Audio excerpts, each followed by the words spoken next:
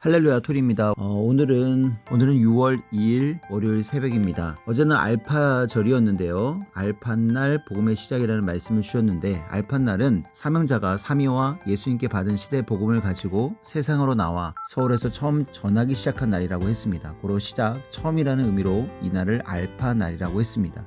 다시 말해 알파날은 복음의 시작을 뜻하죠. 하나님과 성령님과 성자와 예수님이 땅의 사명자를 통해 새 역사, 새 말씀을 선포하여 복음의 역사를 시작하신 날이 곧 알파날입니다. 또 알파날은 해방의 날이기도 합니다. 모세가 이스라엘 백성을 이끌고 애굽에서 나와 종에서 해방되었듯이 성약시대 말씀을 듣고 그 말씀을 믿고 따르는 자마다 잔여권에서 해방되고 부활되어 삼위의 신부가 되었습니다. 고로 알파날은 새시대 말씀으로 구시대에서 새시대로 석방된 날입니다. 또 알파날은 성경의 인봉이 풀린 날로 이날 공생의 역사가 시작되고 이날 하나님과 예수님께서 말씀으로 강림하시어 우리를 사망권에서 생명권으로 나오게 하셨습니다. 고로 말씀을 듣는 자는 신앙도, 영도, 육도, 사망권에서 생명권으로 다시 살아나는 부활의 역사가 시작된 날이기도 합니다. 알파날은 그렇게도 좋은 날입니다. 왜냐하면 사명자가 21년 동안 산속에서 이 날만을 기다렸기 때문이죠. 하룻밤만 철야 기도를 해도 힘들면 날이 새기만을 기다리는데 21년 동안 수도 생활을 했으니 이 날을 얼마나 기다렸겠습니까? 이제 모두 시대의 복음을 듣고 걱정과 염려에서 해방되고 신약 연대죄에서 해방되고 보다 어둠 사망권인 자녀에서 신부들로 부활되어 역사를 맡게 되었으니 얼마나 행복합니까? 또 하나님이 계획하시고 성령이 약속하신 역사를 이룬 자들이 되었으니 얼마나 기쁘고 행복합니까? 이것을 잊으면 안 됩니다. 새 시대를 만난 최고의 보람과 행복을 누리면서 기뻐하며 살아야 합니다. 신약이 2000년간 기다린 역사입니다. 알파날을 통해 섭리 초창기 역사를 구체적으로 말씀했습니다. 이를 통해 이같이 천년 복음이 시작됐구나 알아야 합니다. 더 구체적인 것은 따로 시간을 내어 시간 여유가 있을 때 모두 배워서 더 알기를 바란다 하셨습니다.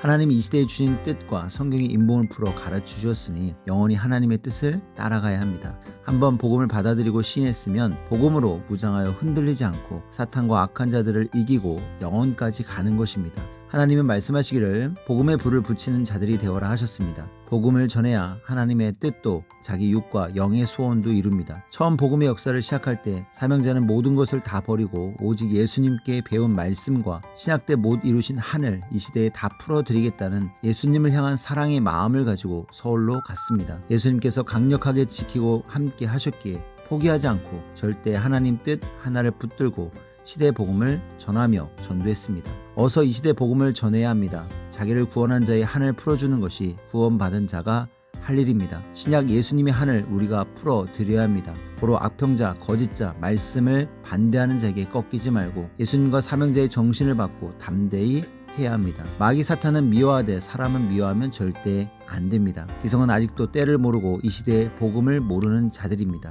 한숨을 쉬며 예수님 육신이 오기를 기다리고 혹은 자기 삶에 빠져 살고 있는 자들이 너무나 많습니다. 이 시대의 복음이 무엇입니까? 하나님께서 천지 만물 지구 세상과 인간을 창조하시고 6천년 동안 구원 역사를 펼치신 터전 위에 선포된 성약 복음입니다. 이 시대 복음의 핵은 하나님이 천지 만물과 인간을 창조하신 목적입니다. 우리는 이 복음을 가지고 성약 역사에서 하나님의 창조 목적을 이루었습니다. 이 말씀은 개인의 복음, 우리만의 복음이 아닙니다. 지구 역사상 최고의 말씀입니다. 이 말씀을 전해주어 사망권에 있는 생명들을 꺼내주고 하나님의 창조 목적을 이루게 해주고 그 보람과 기쁨을 누리며 사는 자들이 되게 해줘야 합니다. 알파날을 통해 우리가 해야 할 일이 있으니 곧 복음을 전하여 생명이 돌아오게 하는 것입니다. 전도해야 축복과 희망을 이룹니다. 사명자도 생명 말씀 가지고 전도해서 사명자가 되었습니다. 전도해서 희망과 모든 소원을 이루어 가고 있습니다. 깨달아야 합니다.